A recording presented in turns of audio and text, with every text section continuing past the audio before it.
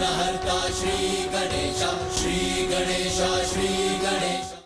त्रिलोकनाथ, आपके काल ने जन्म ले लिया है। काल ने जन्म ले लिया है।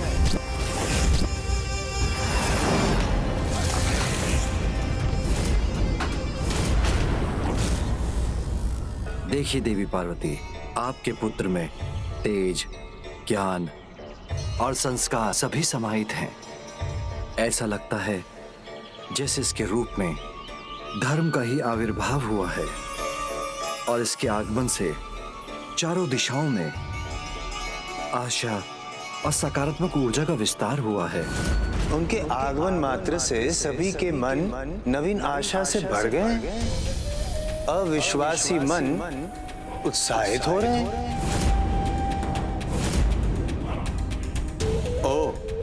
अब समझा कि क्यों ये अविश्वासी मन आपकी आज्ञा का पालन नहीं कर रहे।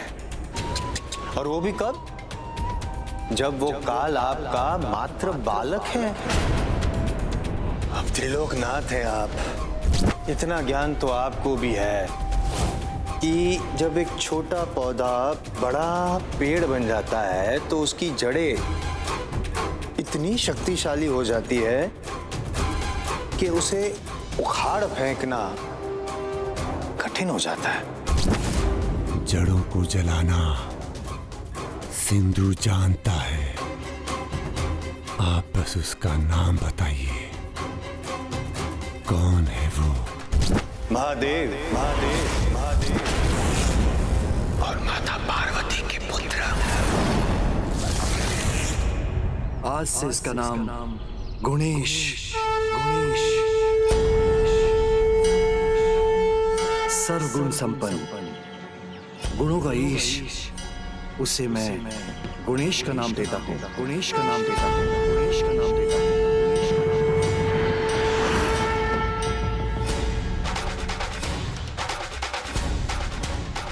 गुणेश,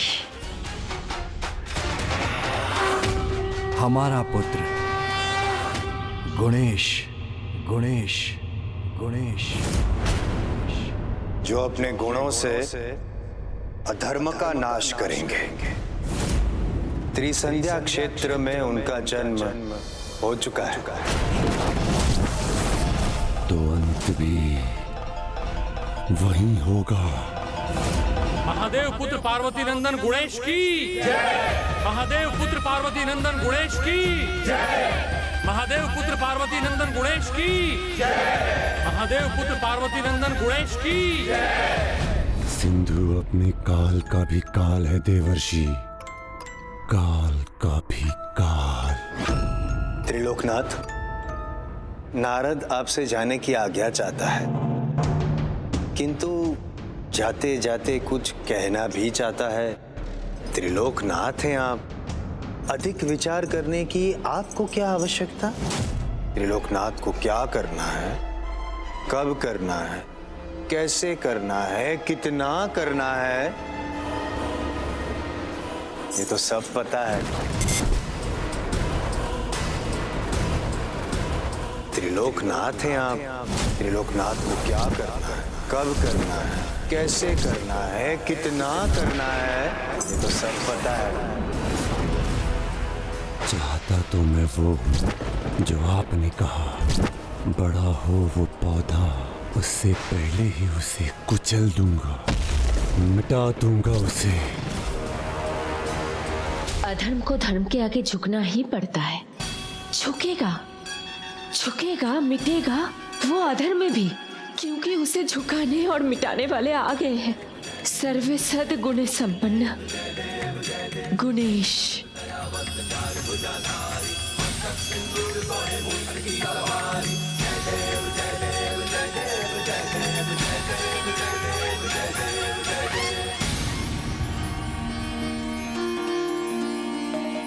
मेरा पुत्र, दृष्टि हटती ही नहीं है तुम्हारे मुख से। मुख तो देखो, जैसे भोर की शीतल लालिमा दमक रही हो। भोला भी दिख रहा है और समझदार भी। मेरा गुणेश, पुत्र गुणेश, माता अहिल्या और गौतम ऋषि को जाकर प्रणाम करो। प्रणाम माता अहिल्या। पुत्र, माता से तो मिल लिए, अब हमें भी कृतार्थ कर दो। जाओ। प्रणाम गुरुदेव।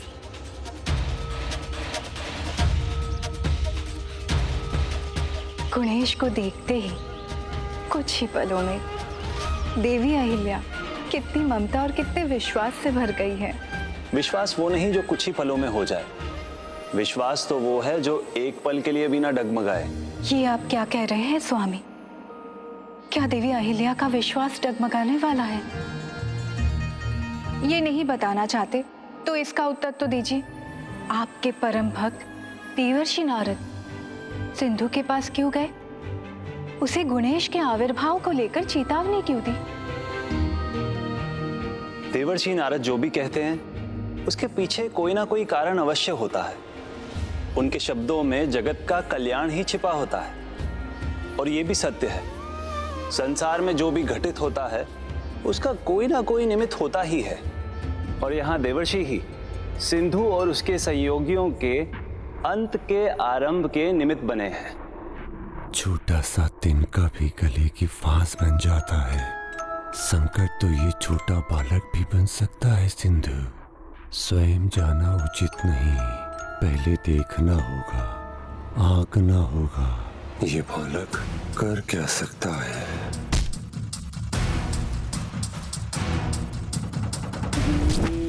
बहादुर, कुशलासुर, उन्हें बुलाया था मैंने। कहाँ है दोनों?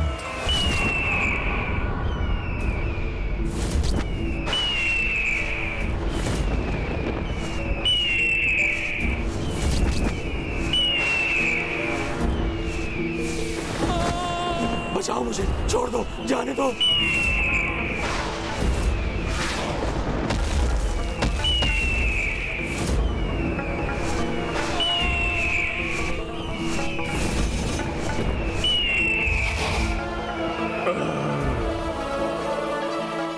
क्षमा क्षमा कीजिए, बहुत ऊंचे स्वर में चिल्ला रहा था तो मुझे लगा मैं इसे खा जाऊंगा तो ये शांत हो जाएगा और मेरा पेट भी शांत हो जाएगा।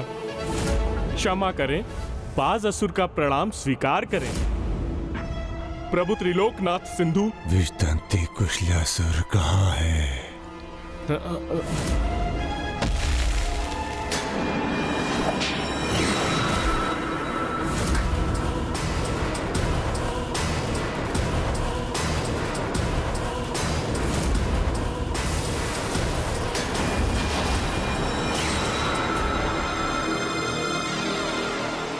कुशलासुर प्रणाम करता है प्रभु त्रिलोकनाथ सिंधु को। आपके चरणों में पड़ा था, मुझे लगा आपका प्रसाद है प्रभु।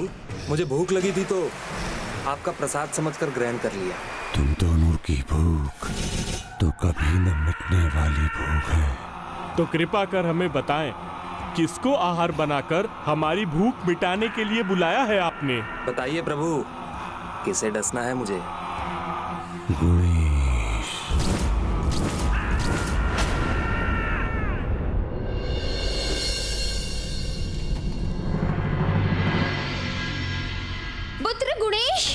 पुत्र गुणेश, पुत्र कहाँ हो तुम? कहाँ चला गया पुत्र गुणेश?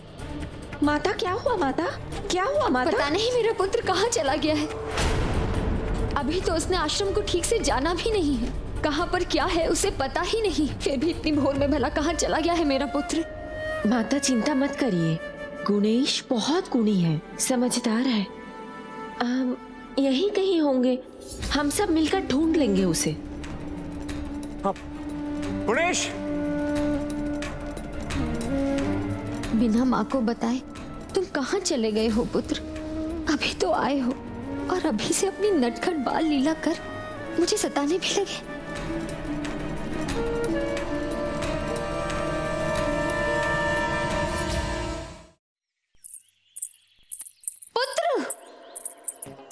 नटखट लीलाधारी के गुण चाहती थी आप पुत्र में, फिर चिंता क्यों बहन? करने दीजिए उसे नटखट बाल लीला। पुत्र कहाँ हो पुत्र? आशा नहीं थी कि तुम इतने नटखट होगे। भ्राता परम कृष्ण, आपको ये देख देख कर प्रसन्नता हो रही होगी ना। और सब गुण तो ठीक है, किंतु आपके समान इतना नटखट होगा मेरा पुत्र, इसकी मैंने कल्पना भी नहीं की थी। मैंने पूछा था ना, मेरे ही जैसा पुत्र चाहिए? आपने कहा हाँ। और बहन, ये तो अभी आरंभ है उसकी बाल लीलाओं का। पुत्र, पुत्र अब सामने भी आ जाओ, इतना मत सताओ अपनी माँ को। माता। पुत्र,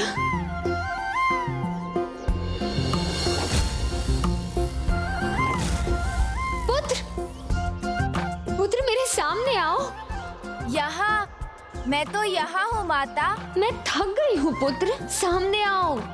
कहाँ हो तुम? अब मैं तुम्हारे पीछे और नहीं भाग सकती। तुम्हारी माँ को और भी बहुत कुछ करना है, शीघ्र ही सामने आ जाओ, अन्यथा तुम्हारी माँ रो देगी। तुम्हारी माँ रोए तुम्हें अच्छा लगेगा? तो चलो शीघ्र बाहर आओ। माता।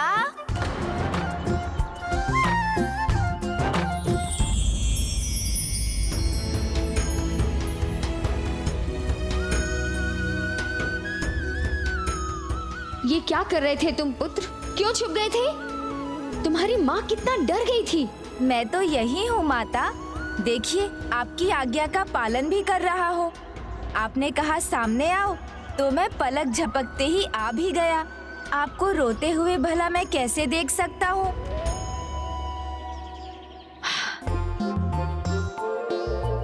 देखिए, पूरे आश्रम में इनकी धुंध मची है और गुणेश जी तो यहाँ है अपनी माता के पास।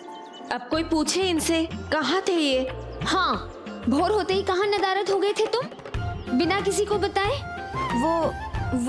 वो माता, मैं कुछ कहते नहीं बन रहा है ना, अर्थात कुछ बहाना ढूंढा जा रहा है गुणेश जी। नहीं नहीं, बहाना क्यों ढूंढेंगे मेरे गुणेश?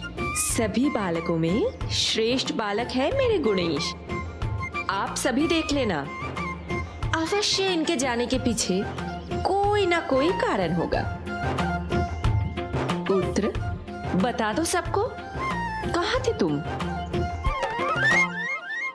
बोलो पुत्र। माता, मैं आपके लिए ये लाने गया था और पिताश्री के लिए ये बेलपत्र।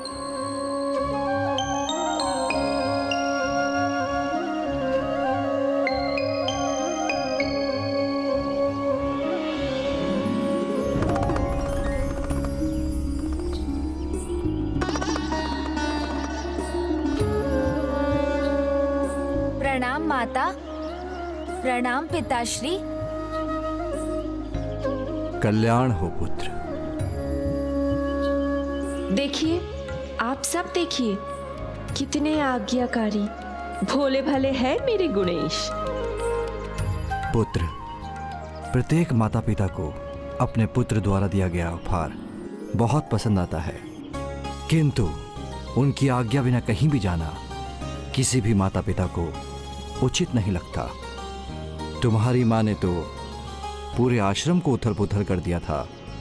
तुम थोड़ी देर और नहीं मिलते तो ये जगत जननी क्या करती, ये तो यही जाने। माँ को यदि पल भर भी उसका पुत्र दिखाई न दे तो उसके हृदय पर क्या बीतती है, इसका अनुमान भी नहीं लगा सकते आप।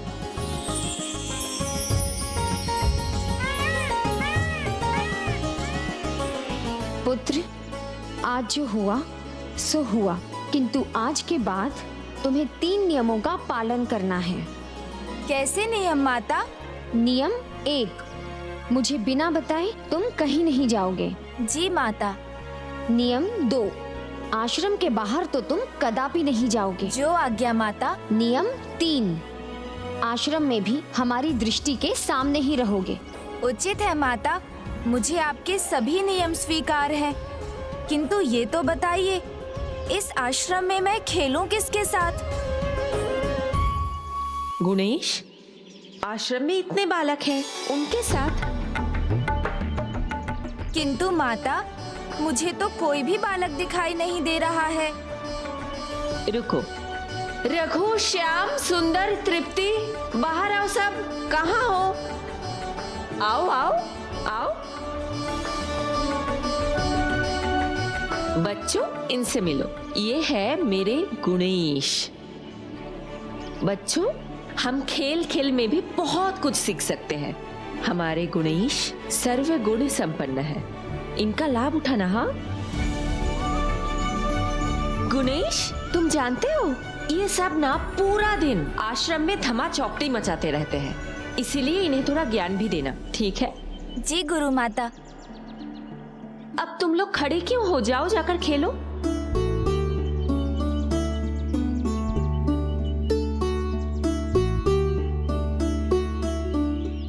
अच्छी संगत से ही अच्छे गुण आते हैं। गुणेश का साथ पाकर आश्रम के बच्चों में भी सुधार होगा।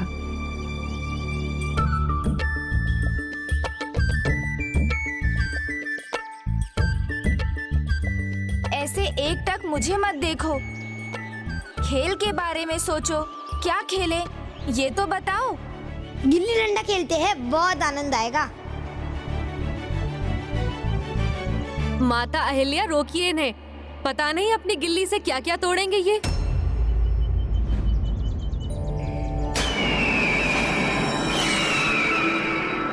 नहीं नहीं, नियम नहीं तोड़ सकता मैं, इसलिए गिल्ली डंडा तो नहीं खेल सकते। गिल्ली तो दूर चली जाती है, आश्रम से बाहर गई तो उसे लाने जाना पड़ेगा। और माता का दूसरा नियम है कि आश्रम के बाहर नहीं जाना है। कितना समझदार है हमारा गुणेश। आशा है गुणेश के गुणों का प्रभाव आश्रम के दूसरे बालकों पर भी होगा। चलो तो पिट्ठू खेलते हैं। नहीं नहीं, उसमें आहत हो सकते हैं।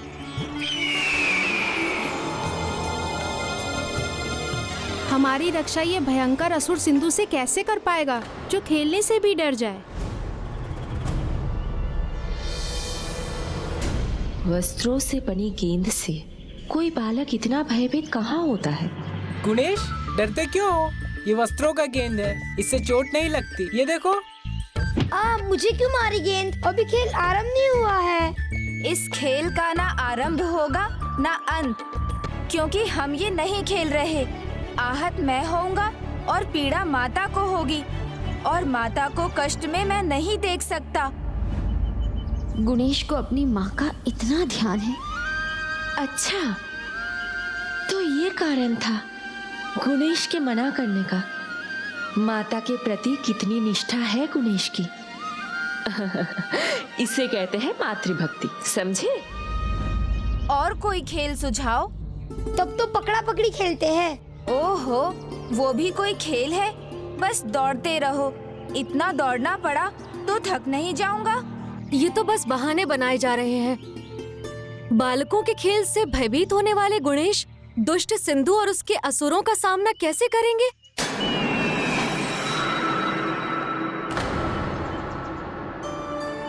चिंता मत करिए माता, संदेह करना तो इनका स्वभाव है।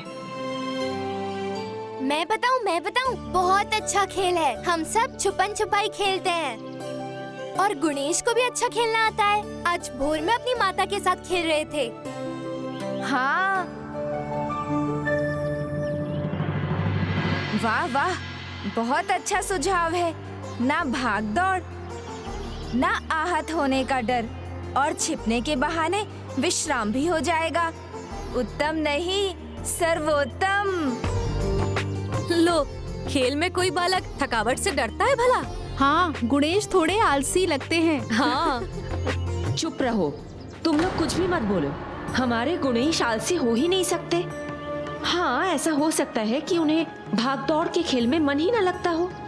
आश्रम के बहुत कार्य शेष है। जाइए, वस्त्र की धुलाई कीजिए। स्मरण रहे, एक भी वस्त्र मैला नहीं रहना चाहिए। और आप अन्न सुखाइए। जाइए।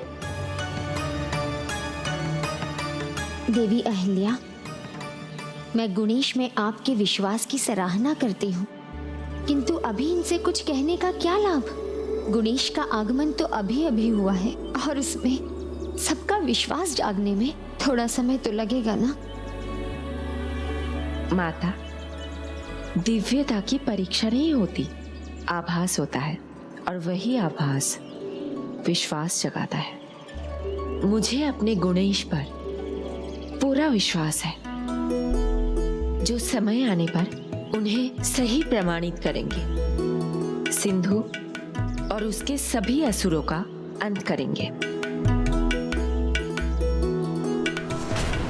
आश्रम भी निकट है और गुणेश का अंत भी।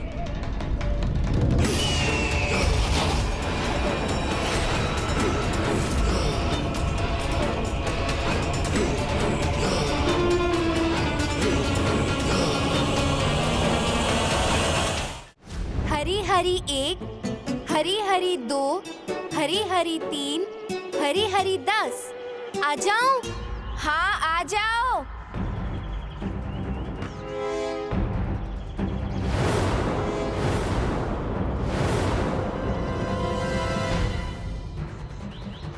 इन 3 बालकों में तो वो नहीं, तो कहाँ है मेरा आखेट गुणेश?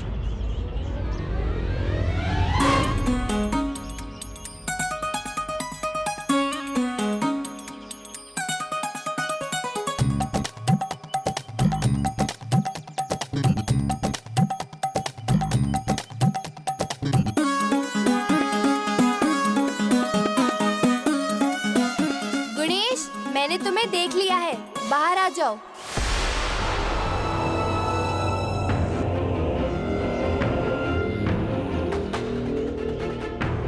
तो ये है वो बालक, इस पर मेरा आघात भी होगा और ये मेरा आहार भी बनेगा।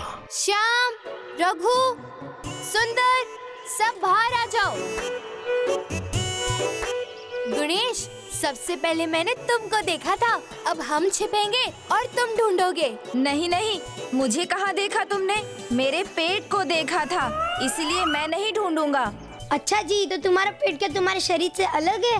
देखो गुणेश, बहाना मत बनाओ, खेलना है तो अच्छे से खेलो। माता जी के नियम मानते हो वैसे हमारे भी मानो। नियम तो ठीक है, किंतु भूल से दिख गया तो उसमें मेरा दोष कहाँ है? तुम लोग समझते क्यों नहीं? मुझसे नहीं होगा ना।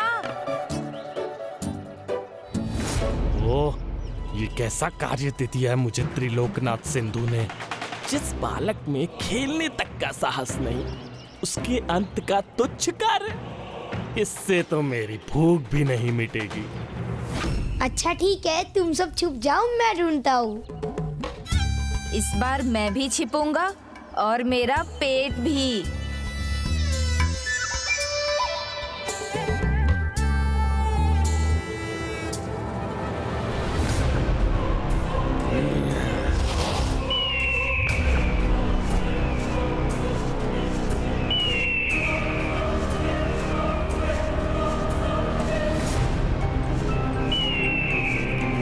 हरिहरी 1, हरिहरी 2, छुप गए सभी, मैं ढूंढने आ रहा हूँ।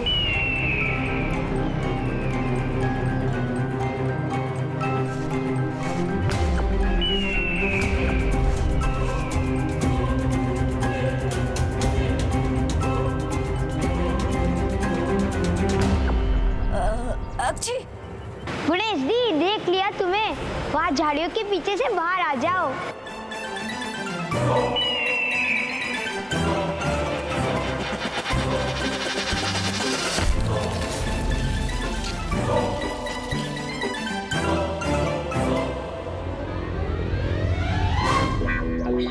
चिंता मत करो, कोई मूषक होगा।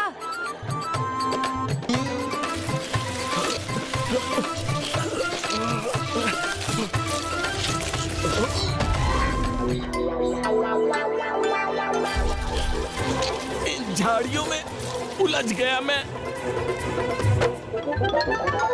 मैं तो अच्छे से छिपा हुआ था, वो तो छींक आ गई, तभी तो मुझे देख सके ना तुम। नहीं नहीं गुणेश, इस बार कोई बहाना नहीं, इस बार तो तुम्हें ढूंढना होगा। उचित है, तुम लोग पकड़े जाना चाहते हो ना, मुझे तो पल भर भी नहीं लगेगा तुम सबको ढूंढने में।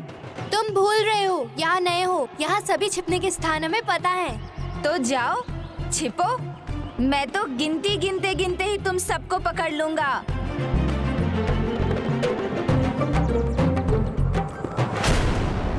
बहुत हुई आंख में चोली, यही अवसर है, बस आंखें बंद और तुम कुल। अब सीधा त्रिलोकनाथ सिंधु के सामने ले जाकर तुम्हें अपने पेट में डालकर खेल खिलाऊंगा। हरी हरी 1, हरी हरी 2,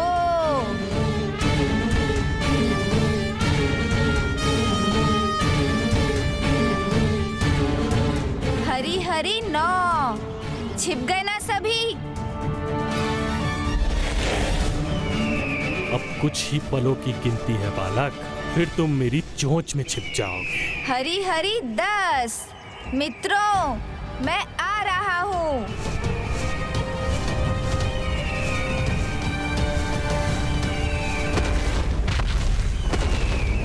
ओहो, तृप्ति, तुम तो कढ़ाई में मिठाई बनी हुई हो। बाहर आ जाओ, कहीं भूल से कोई तुम्हें खा ना जाए। रघु, गौ माता तुम्हें घास समझ ले, इससे पहले घास के ढेर के पीछे से निकल आओ। ओहो, श्याम और सुंदर, अन्न से भरी बोरी बनना चाहते हो क्या? कोई उठाकर ले जाएगा तो? या कहीं माता अहिल्या ने तुम्हें भंडार घर में बंद कर दिया तो? चलो शीघ्र बाहर आओ।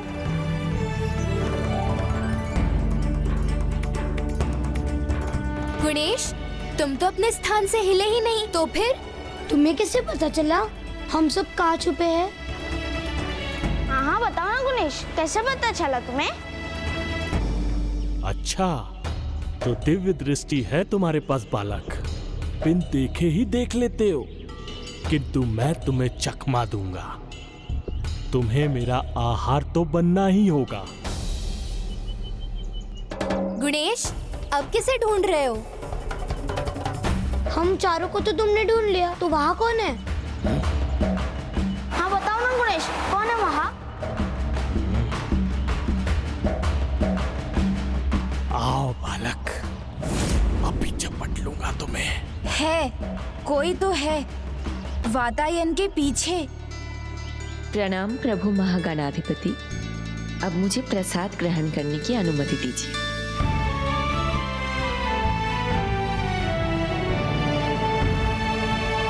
कौन है वहाँ गणेश?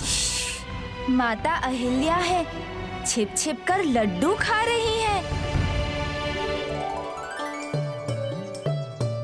मेरे हाथों में लड्डू है, ये गुणेश को कैसे ज्ञात हुआ?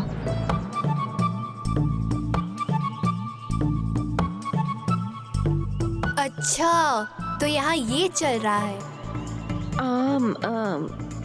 प्रसाद था कल का, अब प्रसाद तो व्यर्थ नहीं कर सकते ना? एक ही तो लड्डू था, तुम सबके लिए खूब सारे बन जाएंगे।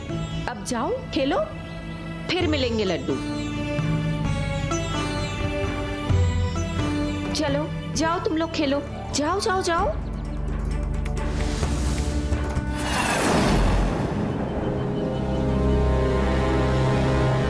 उन्हें तुमने लड्डू दिखाकर मेरी भूख जगा दी और लड्डू मिला भी नहीं। हाँ हाँ, मुझे भी मिष्ठान खाने का मन है। हाँ हाँ, मुझे भी स्वादिष्ट मिष्ठान। चलो, अच्छा है बता दिया, अब मैं ध्यान रखूंगा। मेरी पूरी टोली को भी मेरे समान मिष्ठान अच्छे लगते हैं, किंतु मित्रों, लालच बुरी बला है और असमय भोजन कभी लाभ नहीं देता, इसलिए भोजन के समय की प्रतीक्षा तो करनी होगी।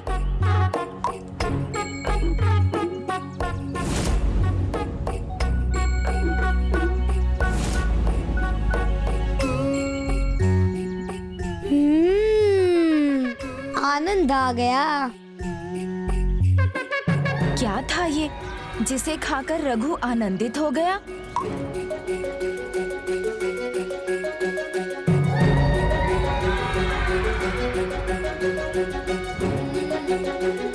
बहुत ही मीठा और स्वादिष्ट है। इस बार जो गिरेगा वो मैं खाऊंगा।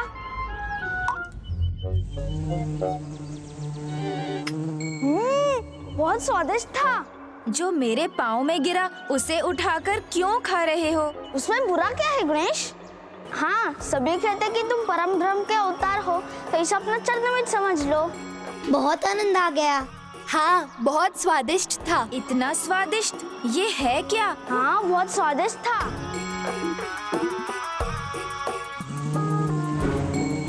मधु?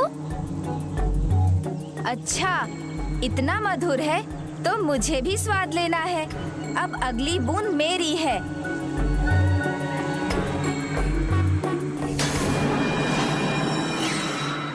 अब तुम्हें मधु का नहीं, मधुमक्खियों के डंक का स्वाद मिलेगा बालकों। गिर ही नहीं रहा है। लगता है गणेश तुम्हारे भाग्य में मधु नहीं है। नहीं नहीं, गिरेगा, अवश्य गिरेगा। थोड़ा धैर्य रखो। पता है, धैर्य से शक्ति बढ़ती है और धैर्य का फल सदैव मीठा होता है। मुझे ज्ञात था गणेश इन सब के साथ खेल भी रहा है और खेल खेल में ज्ञान भी दे रहा है। मुझे अभी जाकर माता पार्वती को ये बात बतानी चाहिए।